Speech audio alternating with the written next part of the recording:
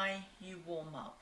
Well, the reason you warm up is to make sure you don't do any damage to your body, straining the larynx and making sure that you are applying what you need in your voice session. Okay, so I always tell my students and my choirs that if you think of an instrument that needs to be put together before you play it, then that is your instrument, your body from head to foot. Remembering also, depending on the time of day that you're singing, so our speech, we have a mixture of about, depending on how you are with your range when you're speaking and what sort of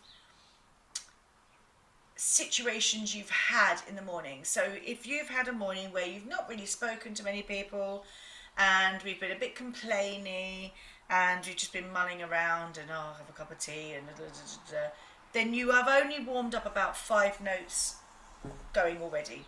If you've had a morning where you've been very energized and you've been talking to your friend on the phone, you've been quite animated, then you've probably built up a few more notes in your vocal register.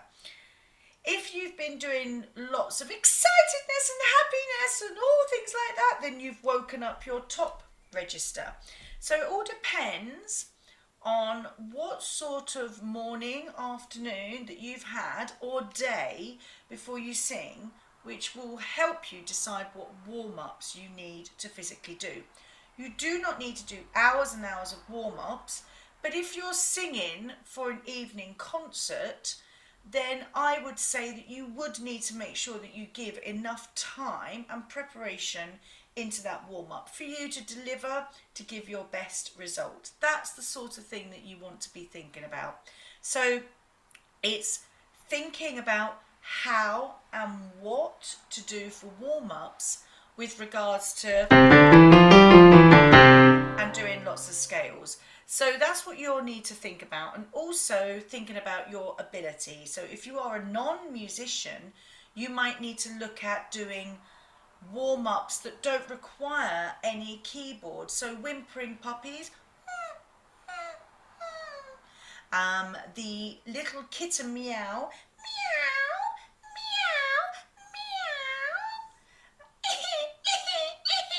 little baby crying, a sobbing toddler, gentle woof, woof. Things like that that are not requiring any melodic scale, a simple woo, bringing your arms into that as well, energy release, woo, yee, ya, you. Also learning the siren on an NG sound, so saying hung and letting the tongue stick there. Hung.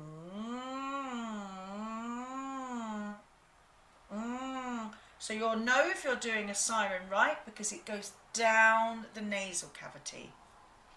If you're sirening,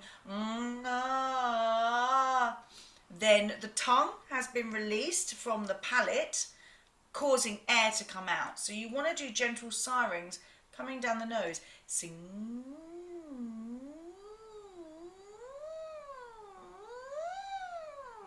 And having warm, sparkly eyes. Everyone loves a warm, sparkly face.